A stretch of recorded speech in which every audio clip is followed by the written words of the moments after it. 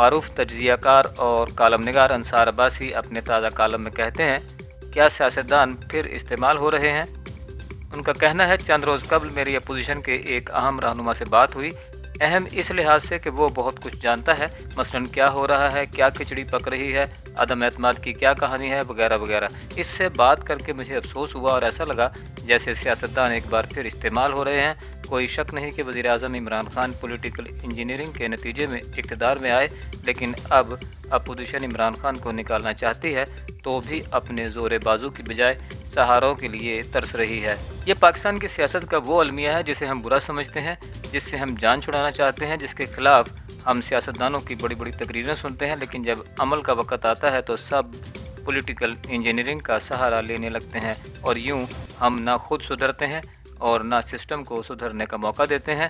इमरान खान अगर गलत तरीके से इक़्तिदार में आए तो उन्हें निकालने का तरीका गलत नहीं होना चाहिए। अगर अपोजिशन के पास गिनती पूरी नहीं तो वज़ीर आज़म के ख़िलाफ़ अदम एतमाद की तहरीक कौमी असम्बली में लाने का ऐलान क्यों किया?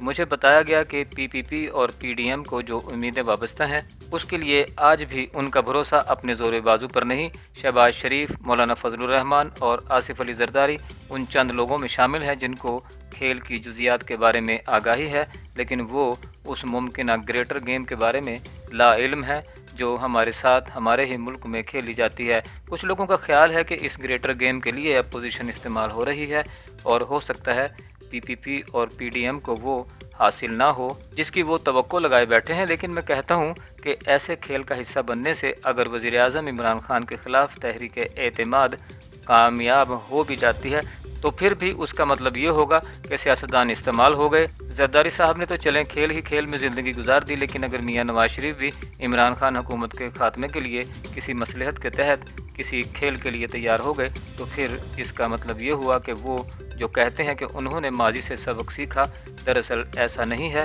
सियासतदानों की आपस में एक दूसरे से मुखालिफत और हुकूमतों को गिराने की ख्वाहिश में इस कदर फ्रस्ट्रेशन में मुब्तला नहीं होना चाहिए कि वो सहारों की तरफ देखना शुरू कर दें।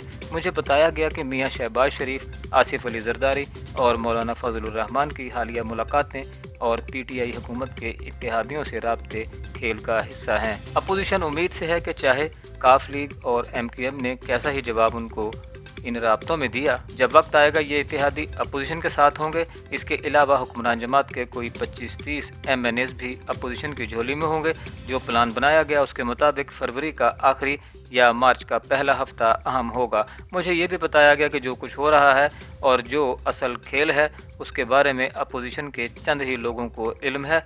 कई अहम अपोजिशन रहनुमाओं को भी मालूम नहीं कि क्या खेल खेला जा रहा है और ये कि किस चीज़ ने एकदम से शहबाज शरीफ, आसिफ अली जरदारी और मौलाना फजलुर रहमान को बहुत फ़ाल कर दिया।